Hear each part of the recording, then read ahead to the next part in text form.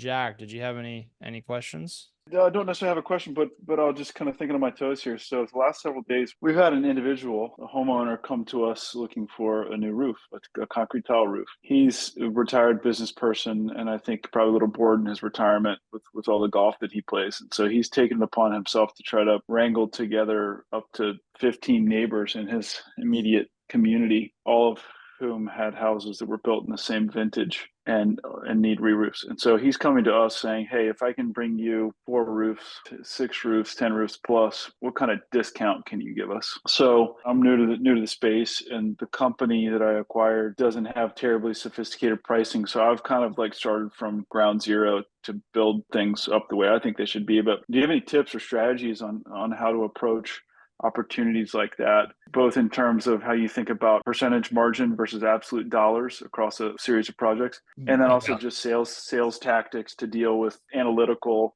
maximizers like this who are trying to squeak every penny out of a deal they can. Yeah, for sure. So actually, I've got a pretty good little piece of insight on that. The way I would treat it and the way we treat it is like a referral. So, if we pay for a referral, like $200 or $250 for a referral, we would pay him that.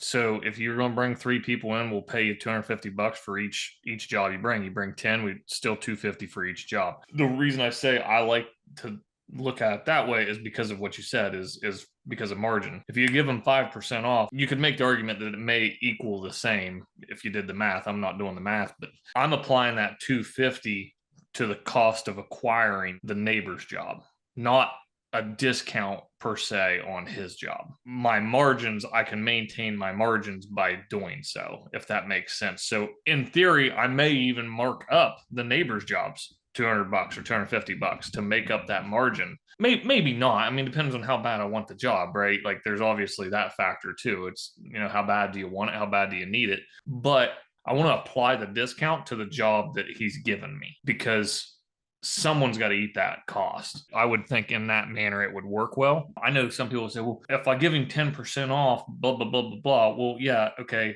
If it's a $50,000 roof, that's $5,000. Like, does he really deserve to get $5,000 off? Or you know what I mean? So I don't know what the exact numbers are you're dealing with, but I like looking at it from an aspect of a referral and paying him for that referral and doing it that way. That's how I would do it. I appreciate that. Thank you. Yeah, for sure.